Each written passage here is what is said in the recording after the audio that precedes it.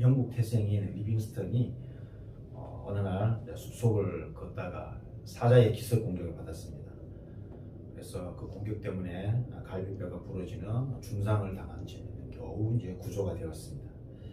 리빙스턴은 이 사자의 공격 이후에 죽음의 위기를 극복한 후에 한 가지 굳은 결심을 하게 되었습니다. 리빙스턴은 이 죽음의 위기를 극복한 다음에 이제 자신은 새로운 인생을 살 것이다. 가장 보람 있는 일에 자신의 생명을 바치겠다. 그렇게 맹세하고 아프리카로 들어가서 봉사와 선교의 삶을 살았습니다. 우리가 흔히 리빙스턴은 아프리카 탐문가라고 알려졌지만 그는 의학도 공부했고 또 신학도 공부했고 또 탐문가이기도 하고 선교사로서 또 의사로서 탐문가로서 아프리카에 하나님의 복음을 전하다가 하나님의 부르심을 받은 그런 위대한 선교사의 또 삶을 살아간 자였습니다. 우리가 이 위기, 이 한자로 위기를 보면은 이 위자가 위태할 위자입니다. 그리고 기는 틀기입니다. 그래서 위기를 어떻게 대처하느냐에 따라서 그 결과는 아주 다를 수 있다는 말이 되는 거죠. 위기는 늘 있어 왔고 개인적으로나 가정적으로나 그리고 또 뭐 공동체적으로나 또 나라적으로나 세계적으로나 이 위기는 늘 도사리고 있는 문제입니다. 위기는 말 그대로 위태할 수도 있고 또 새로운 기회가 될 수도 있습니다. 정부가 바뀌면서 저런 외교 정책이 또 이렇게 바뀌고 있는 상황 가운데 분명한 것은 우리가 이 한반도가 좀 위기 상황에 직면해 있다는 것은 직감적으로 알게 되는 거죠. 19세기, 20세기 초에 구한말처럼 세계 열강들에 의해서 짓밟힐 정도는 아니지만 이도 저도 제대로 우리가 할 수 없는 그런 상황에 직면할 수도 있겠다라는 그런 생각을 저는 최근에 저는 해 보았습니다. 그러므로 교회가 우리가 있는 이 한국을 위해서 이 작금의 위기의 상황을 지혜롭게 돌파할 수 있도록 한국 교회가 이 위기를 직감하고 또 기도에 기울여야 되지 않겠는가. 여러분 우리가 60년, 70년, 80년대에는 교회에 기도하는 권사님들이 아주 많았어요.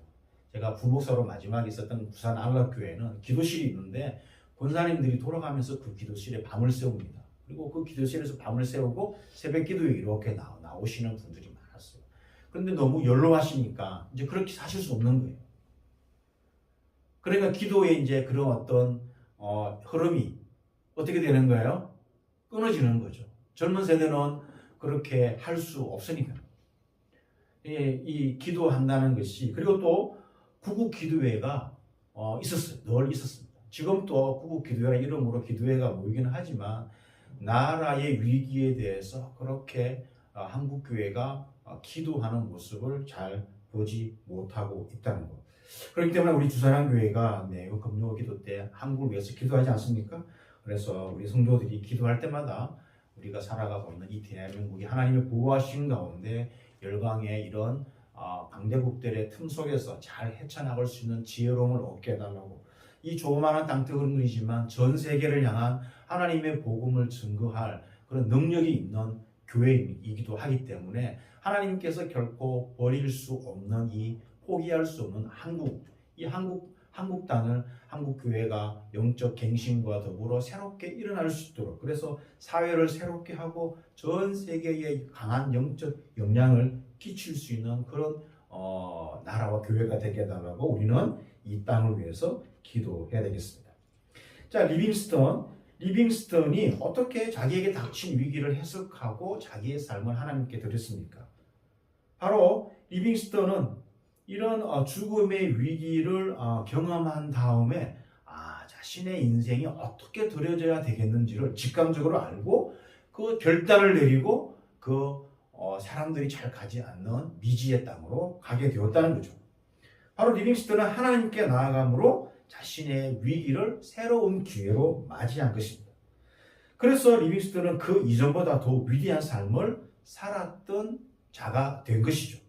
만약 그렇게 하지 않았더라면 그는 단순히 탐험가 정도로 세상 사람들이 기억했겠지만 그러나 우리 그리스도인들은 단순히 탐험가를 뛰어넘어 하나님의 복음을 아프리카에 전달한 그런 하나님의 위대한 그런 선교사로 우리는 그를 기억하고 있는 것입니다. 오늘 우리가 읽은 말씀에 다윗이 나옵니다. 교회 좀 다니시는 분들이나 아니 교회 다니지 않더라도 다윗에 대해서는 기본적으로 아는 역사적으로 유명한 인물입니다. 사무엘상 17장은 그 유명한 이야기, 다윗이 골리앗을 무맷돌로 죽이는 장면이 나옵니다. 다윗이 골리앗을 물리치면서 말했던 그의 위대한 고백을 제가 한번 읽어드리겠습니다. 너는 칼과 창과 단창으로 내게 나아오거니와 나는 만군의 여호와의 이름 곧 내가 모욕하는 이스라엘 군대의 하나님의 이름으로 내게 나아가노라. 온 땅으로 이스라엘에 하나님이 계신 줄 알게 하겠고 또 여호와의 구원하심이 칼과 창에 있지 아니함을 이 무리에게 알게 하리라. 전쟁은 여호와께 속한 것인즉 그가 너희를 우리 손에 넘기시리라. 이 10대 중후반의 꼬마가 이런 얘기를 하는 거예요. 꼬마라기 하면 청소년이 더 정확한 표현이겠죠. 제가 읽은 말에 반복되는 두 가지 말이 나오는데 알게 하겠다는 겁니다. 하나님이 계시다는 것을 알게 하겠다. 그리고 전쟁은 중무정하는 그런 어떤 신식 무기를 통해서 전쟁에 승리하는 것이 아님을 알게 하겠다. 10대 중후반의 청소년이 이런 얘기를 하는 거죠. 그러니까 다윗은 자기의 삶 가운데 그 어린 나이지만 하나님이 함께 하시면 어떤 일을 할 수 있는지를 경험한 자였던 것이죠.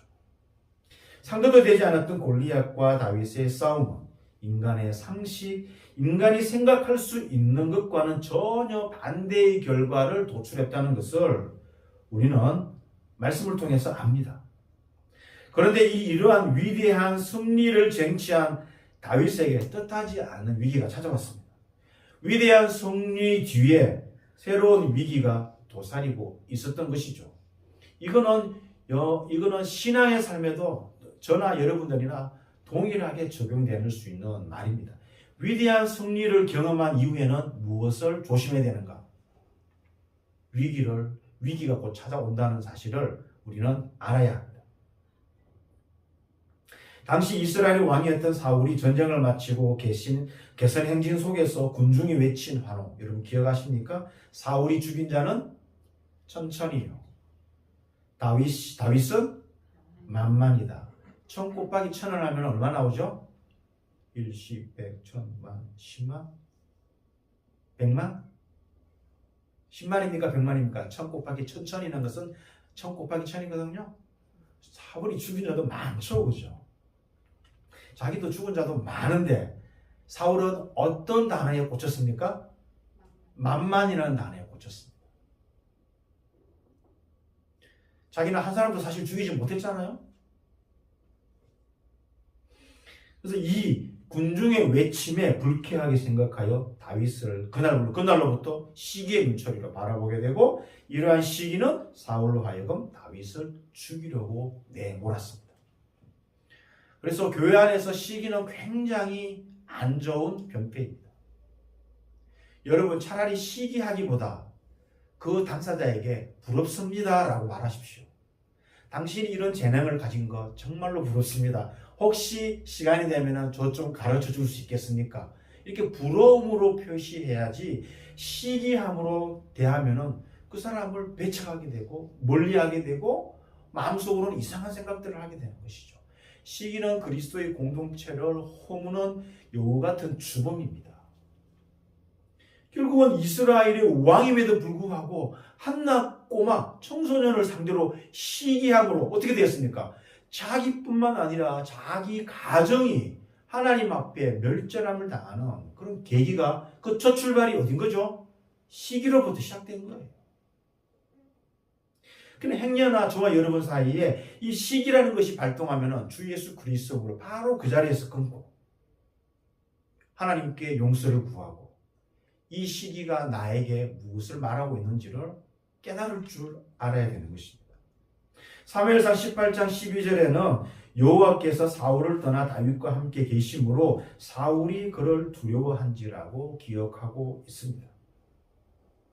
그 본문 18장의 14절에도 동일하게 다윗이 지혜롭게 행함을 보고 그를 두려워하였다라고 성경은 말씀하고 있습니다. 그런데 오늘 우리가 읽은 본문 그 뒤쪽에 가면 20장 31절에 가면은 사울의 본심이 그대로 드러납니다. 아들 요나단에게 이렇게 말하죠. 이새의 아들이 땅에 사는 동안은 너와 내 나라가 든든히 서지 못하리라. 그런즉 이제 사람을 보내어 그를 내게로 끌어오라. 그는 죽여야 할 자이니라. 요나단이 다윗과 어떤 관계라는 것을 아버지가 뻔히 알면도 불구하고 아버지 사울이 요나단에게 뭘 시키죠? 네 친구 다윗을 붙잡아와. 사로잡아와. 사울이 자기가 이 사로잡아오는 게 아니라 아들 보고 시키는 거죠. 그래서 그는 죽어야 할 자니라고 분명하게 사울이 말을 하고 있는 것입니다. 그래서 지금 다윗에게 닥친 위기를 몇 가지 정도로 추릴 수 있는데요. 그것은 그 전에 사울이 2번씩이나 창을 던져서 자기를 죽이려고 했습니다. 2번씩이나. 그리고 다윗의 집에 전령을 보내어 다윗을 죽이려 했습니다. 다행히 아내 미갈의 도움으로 그 위기를 벗어날 수 있었죠. 세 번째는 뭐죠? 다윗과 사무엘이 함께 있었는데 그 라마 나요스에 3번의 전령을 보내었습니다. 그리고 3번의 전령도 보내어 통하지 않으니까 결국 사울 자신이 그곳에 갔는데 하나님의 영이 사울에게 임하여 예언을 했는데 그 예언의 태도가 이상합니다. 벌거벗고 하루 종일 더러누워서 예언을 하였다는 거죠. 그래서 그런 부끄러움을 당한 거죠. 예언을 했지만 사람들 앞에 부끄러움을 당해서 사람들이 우스갯소리로 사울도 예언자 무리 속에 있는가라는 그런 별명을 얻게 되었어요. 다윗은 자기에게 닥친 위기를 이렇게 표현합니다. 오늘 20장 3절 말씀에 하면요. 나와 죽음의 사이는 한 걸음 뿐이니라. 죽음이 자기에게 가까이 있다는 거죠. 한 걸음 뿐이라는 것은 죽음이 늘 자신을 따라다닌다는 거죠. 자신의 그림자처럼 따라다니는 현실을 인식하고 있습니다. 하나님은 사무엘을 통해서 다윗에게 기름 부음으로써 차기 왕으로 선택하였는데 그럼에도 불구하고 다윗에게 찾아온 것은 무엇입니까? 자신의 목숨이 위태로운 그런 지경에 빠진 거예요.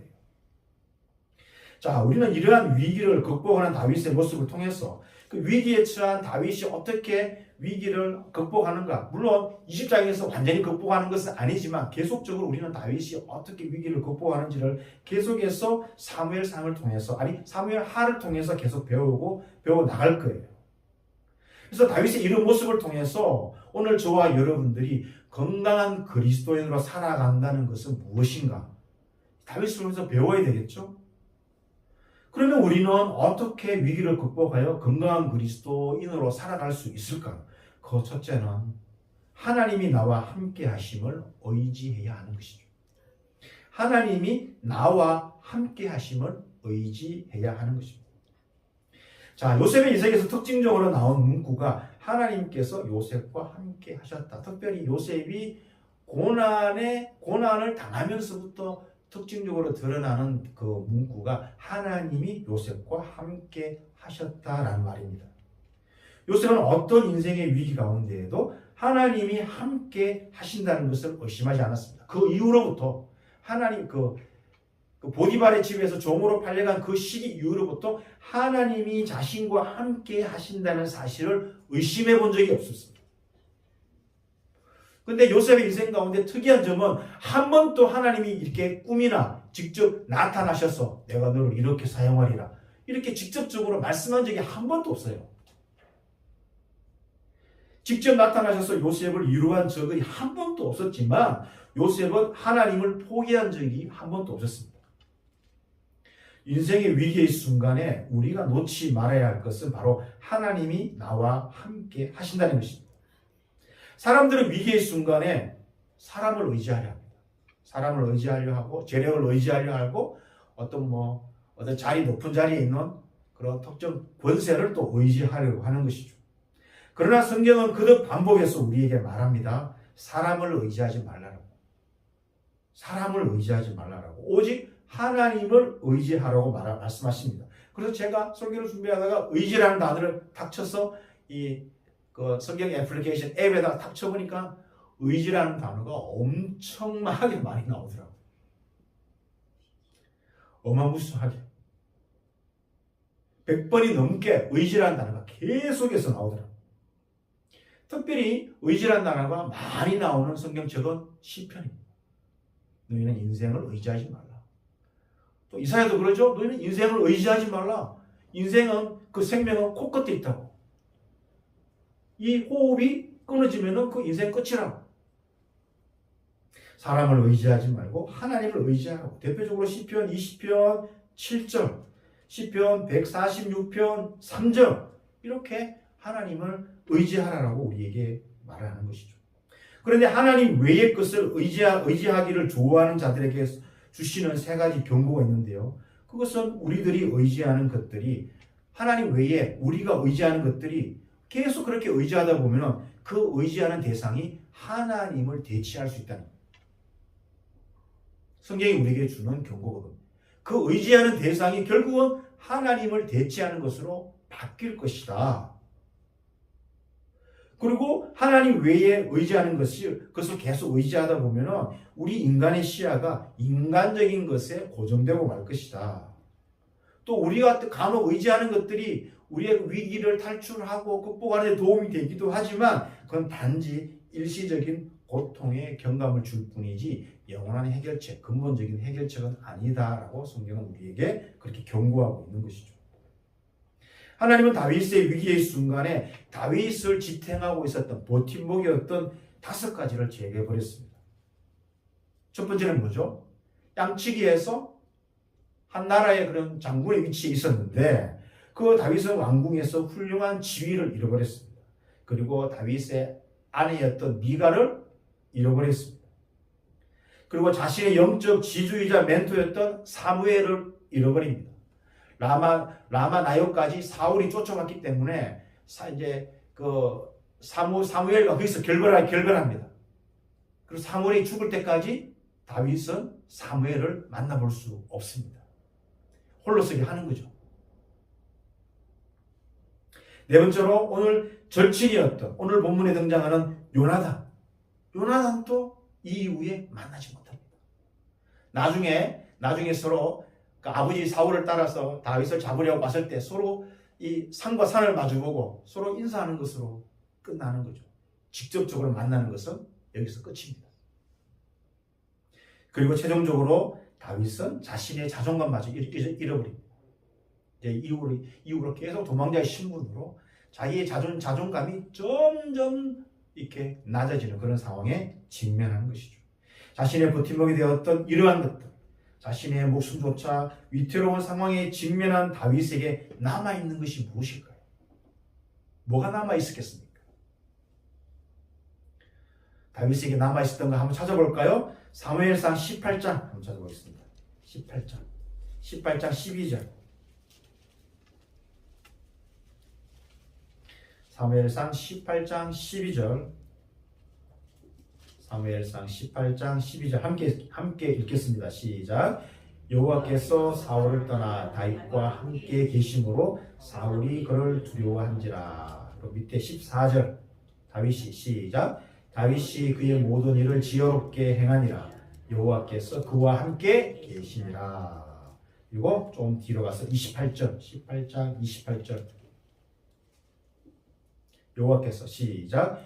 여호와께서 다윗과 함께 계심을 사울이 보고 알았고 사울의 딸 미갈도 그를 사랑하므로. 계속해서 연하에 나온 말이 무엇이죠? 여호와께서 다윗과 함께 계시니라. 자기의 버팀목이 되었던 근간이 되었던 그것을 잃어버리고 이런 많은 것들을 잃어버려도 다윗에게 남아있는 유일한 한 가지가 바로 하나님이었습니다. 그러니까 우리가 의지하는 그 모든 것이 제거된다 하더라도 우리가 의지할 수 있는 최종적인 분은 바로 하나님이시라는 것을 우리도 고백할 수 있게 되는 것입니다. 제가 반복해서 말씀드리지만 다윗은 시편 23편에서 이렇게 고백합니다. 내가 사망의 음침한 골짜기로 다닐지라도 해를 두려워하지 않음은 주께서 나와 함께 하심이라. 다윗이 인생의 위기마다 순간마다 체험했던 것, 그게 뭐예요? 하나님이 함께 하십니다. 그리고 다윗의 친구였던 요나단도 위기의 상황에 직면한 다윗에게 동일하게 이야기합니다. 오늘 말씀이죠. 13절, 20장 13절. 20장 13절인데요. 네, 함께 읽겠습니다. 그러나 시작. 그러나 만일 내 아버지께서 너를 해치려 하는데도 내가 이 일을 내게 알려주어 너를 보내어 평안히 가게 하지 아니하면 여호와께서 나 요나단에게 벌을 내리시고 또 내리시기를 원하노라. 여호와께서 내 아버지와 함께 하신 것 같이 너와 함께 하시기를 원하노니. 뭐라 그러죠?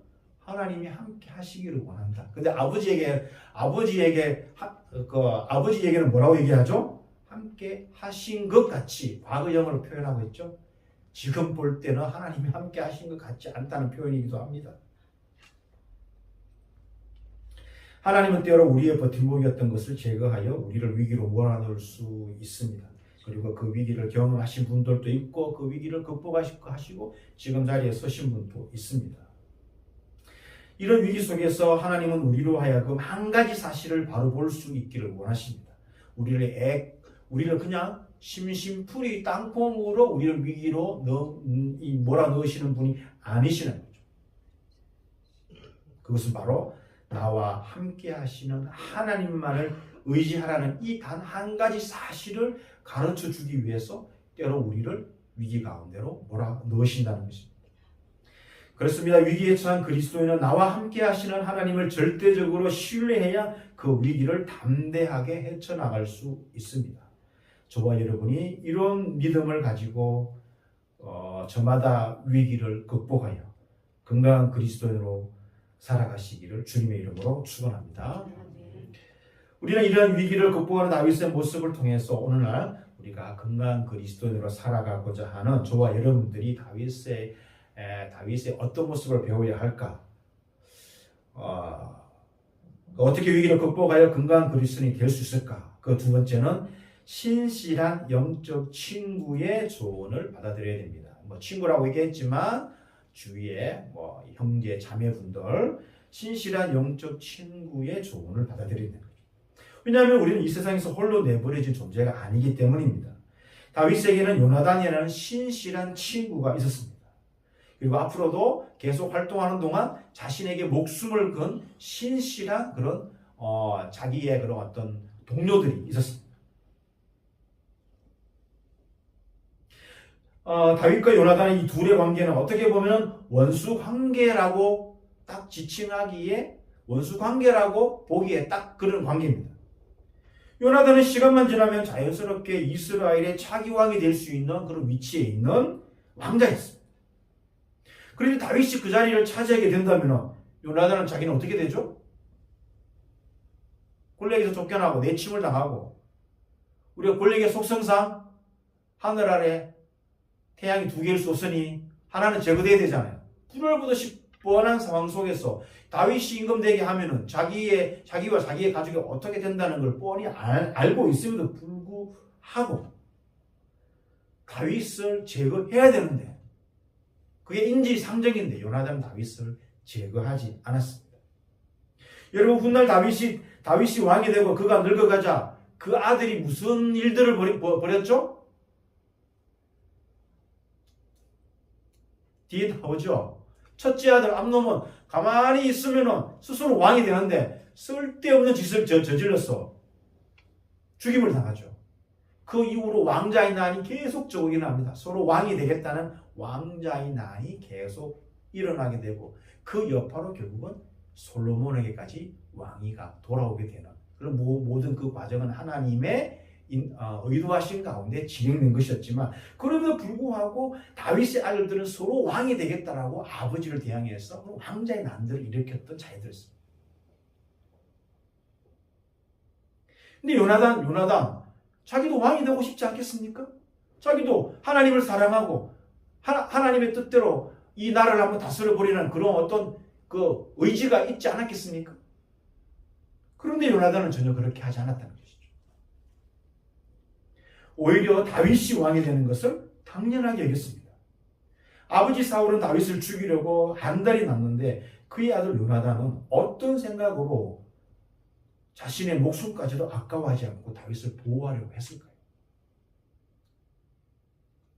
요나단은 다윗을 제 몸처럼 아꼈기 때문이었습니다. 그리고 하나님이 이미 다윗을 왕으로 택하셨다는 것을 요나단도 알고 있었어요. 그리고 자신은 하나님의 뜻에 반하지 않기로 결심하죠. 아버지처럼 하나님의 뜻이 분명히 있는데도 불구하고 그 하나님의 뜻에 반하여서 자꾸 인간의 그런 의지를 주장하는 반면 그의 아들 요나단은 하나님의 뜻에 반하지 않기로 결정한 것입니다. 그래서 요나단은 아버지와는 전혀 다른 시각으로 이 상황을 바라보고 있는 것이죠. 요나단은 사건의 결말이 어떻게 될 것인지를 이미 알고 있는 것 같았습니다. 사람의 방법과 하나님의 방법 사이에서 아버지 사울은 사람의 방법을 끊임없이 취하고 있다면 사울의 아들 요나단은 하나님의 방법을 선택하고자 한 것이죠.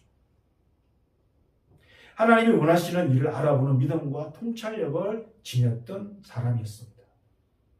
그래서 그의 결단은 체념이 아니라 기꺼이 하나님의 뜻에 순종하고자 받아들이는 겸손함인 것이죠.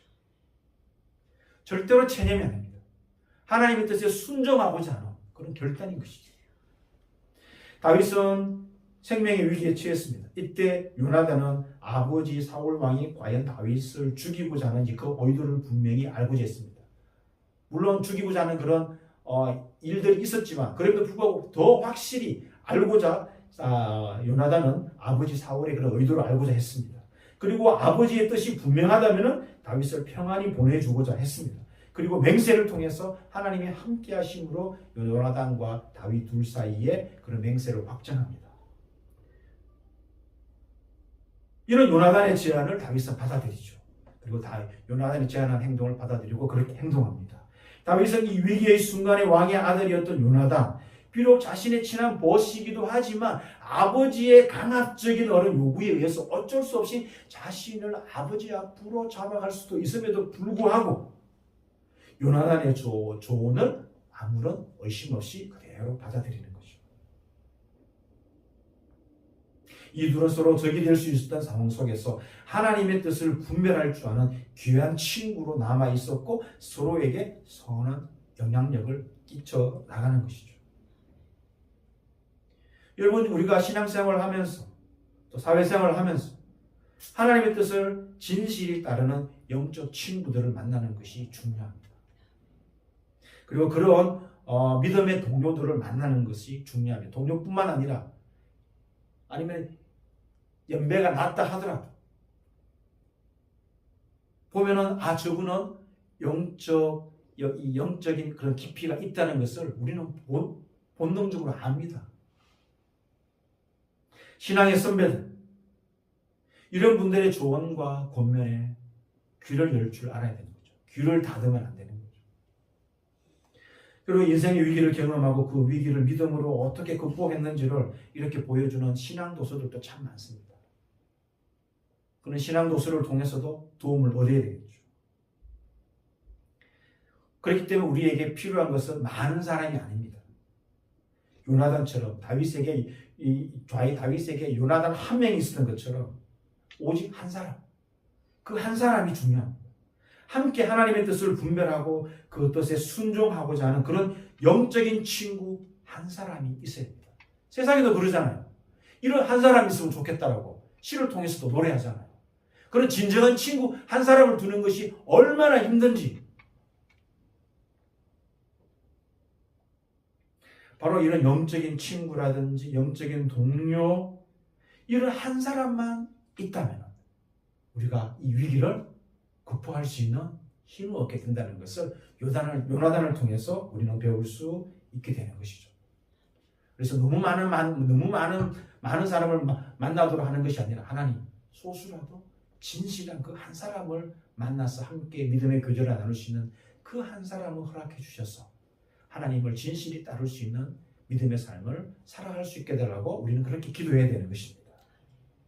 자, 세 번째로 이런 위기를 극복하는 다윗의 모습을 통해서 이런 위기를 어떻게 극복하여 건강한 그리스도인이 될 수 있을까? 우리도 그렇게 될 수 있을까? 세 번째, 우리의 대적을 심판하시는 하나님을 믿어야 합니다. 중요한 내용입니다. 우리의 대적을 심판하시는 하나님을 믿어야 됩니다. 한때 홍콩 영화가 유행했던 시기가 있지 않았습니까?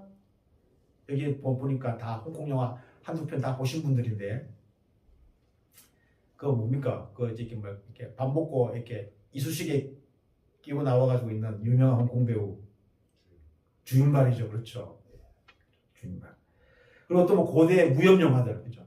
이렇게 막 하늘을 막 나르고 막 장풍을 쏘고 중국에 이런 뻥이 심한 영화들 있지 않습니까? 그런데 이런 영화의 대부분의 주제는 뭐죠? 주제가 복수예요. 기본적인 영화의 주제가 복수예요. 인간의 기본적인 심리 가운데 복수하고자 하는 것이 있습니다. 그런데 성경은 창세기로부터 요한계시록까지 복수하지 말라고 얘기합니다. 하나님의 백성에게, 그리스도인에게 직접적인 복수는 허용하고 있지 않습니다. 금하고 있습니다. 다윗의 인생 가운데 중요한 것이 하나 있는데, 그것은 바로 자신이 절대로 직접 나서서 복수하지 않는다는 것을 이 위기의 상황 속에서 다윗이 터득한 겁니다. 터득한 것이 아니라 하나님이 가르쳐 준 것을 배운 거죠. 사울이 자신을 죽이려고 10년 넘도록 쫓아다녔는데 자신을 한 번도 사울에게 직접적으로 대항하지 않았습니다. 직접적이라고 할 수 있는 단 한 가지 사건은 동굴에 들어왔습니까? 잡으셨습니까? 사울의 겉옷가를 그냥 칼로 살짝 벤 그 한 가지뿐이에요. 그게 무슨 복수입니까? 사울을 죽일 수 있는 절호의 기회가 몇 번 있었지만 그는 그것을 거부했어요. 주의 신복들이 하나님께서 주신 기회입니다. 절호의 기회입니다. 한 번에 그냥 죽일 수 있습니다. 그렇게 주의 신복들이 그렇게 하나님의 이름으로 충언을 해도 다윗은 그걸 거절했어요. 다윗은 원수 갚는 것은 하나님에게 있다는 것을 알았기 때문에, 배웠기 때문입니다. 그래서 오늘 본문 말씀 속에서 요나단은 이렇게 이야기합니다. 15절. 여호와께서 너 다윗의 대적들을 지면에서 다 끊어버리신 때에도 너는 내 인자함을 내 집에서 영원히 끊어버리지 말라. 다윗의 대적들을 지면에 다 끊어버리신, 이 요나단의 말에 다윗의 대적들 안에 누가 포함되어 있겠습니까? 자기 아버지가 포함되어 있겠죠. 요나단이 이 말을 어떻게 내뱉을 수 있었겠어요? 요나단도 알았어요. 다윗의 대적이 누구인지. 그래서 이 후에 다윗은 24장, 25장, 26장, 3장을 거쳐서 사울, 나발, 사울. 이 사건 나오죠? 24장, 25장, 26장에 사울을 2번 죽일 수 있는 기회와 나발은 잠시 다윗이 정신이 좀 나가가지고 그냥 각기 차를 차고 이 아침에 나발에게 속한 남자를 다 죽이지 아니하면은 어쩌고 저쩌고 막 화가 나가지고 다윗이 잠시 실성을 해가지고 나발을 죽이려고 하는데 중간에 나발의 아내였던 아비가일이 현명하게 막았음으로써 그제서야 다윗이 하나님의 뜻을 알게 되는 거죠. 이것은 기름 부으신 사울에게만 해당되는 것이 아니라 자기가 다스릴 백성에게도 해당된다는 것을 안 거예요. 원수 갚는 것은 자기에게 있지 않다는 것을 다윗이 안 거예요. 그래서 24장, 25장, 26장은 3번의 사건을 통해서 원수 갚는 것이 자기에게 있지 않고 하나님에게 있다는 것을 철저히 배우는 시간이었습니다. 그리고 다윗은 그것을 끝까지 죽을 때까지 그 원리를 붙듭니다. 복수는 쉽게 선택할 수 있지만 복수는 복수를 낳게 되고 복수는 또 복수를 낳게 되고 늘 악순환의 고리를 낳게 되는 것이죠. 그러나 그리스도인들이 하나님께서 대적을 심판하시도록 내려놓을 때 시간이 다소 오래 걸릴 수 있는 거죠. 왜냐하면 그거는 나의 소관이 아니니까. 하나님이 하시는 일이니까. 그게 이루어질 수도 있고 이루어지지 않을 수도 있지만 하나님께서 심판하시도록 내려놓아야 됩니다. 우리는 그런 과정을 통해서 하나님이 함께 하시고 인도해 주시고 상황을 해결해 주시는 분임을 우리가 배우게 된다는 겁니다. 예수님께서도 산상수훈에서 이렇게 말씀하셨습니다. 너희 원수를 사랑하며 너희를 박해하는 자를 위해서 기도하라. 이같이 한즉 하늘에 계신 너희 아버지의 뭐가 되리라? 아들이 되리라. 자녀가 되리라. 이렇게 하고 있습니다. 하나님의 자녀가 된다는 건 뭐예요? 원수를 직접적으로 갚지 않고 자기를 박해하는 자를 위해서 기도하는 그런 자의 삶을 스스럼 없이 살아가고자 결단하는 자가 누구라고요? 하나님의 자녀라는 거죠. 근데 복수하고 싶잖아요. 더 글로리에서 복수하잖아요. 그걸 보면 우리 마음이 시원하잖아요.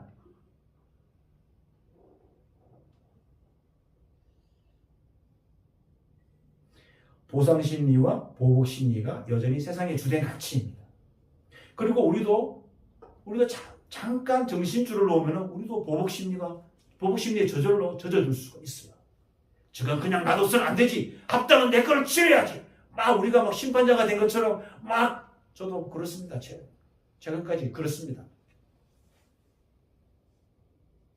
우리는 이런 악순환의 고리를 끊어내고자 노력해야 됩니다.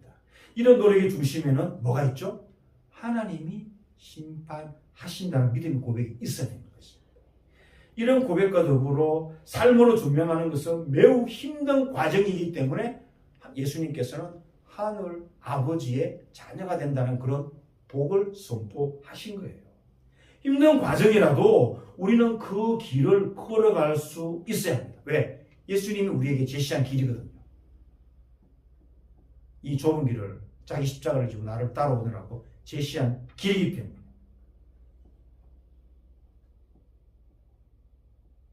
그렇게 할 때 우리는 최종적으로 어떻게 고백하겠습니까?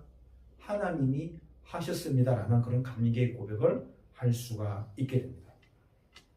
세계 최고의 갑부인 록펠러는 33살이 되었을 때 자기 인생에서 $1,000,000의 그런 순수익을 챙기는 부자가 되었고 43살에 그냥 가장 커다란 회사를 소유했고 53세에는 억만장자가 되었습니다. 하루에 $1,000,000를 버는 그런 부자가 되었습니다. 그런데 53세가 되어도 돈을 많이 벌었지만 행복한 사람은 아니었습니다. 왜냐하면 그에게 알로피시아라는 탈모처럼 비슷한 병이 있었는데 이 병은 머리카락과 눈썹이 빠지고 몸이 초췌하게 말라가는 그런 병이었습니다. 어느 날 의사로부터 결정적인 그런 이야기를 듣게 되는데 이런 상태로 가시다가 1년도 못 버틴다라는 그런 의사의 그런 진단을 받게 되었습니다.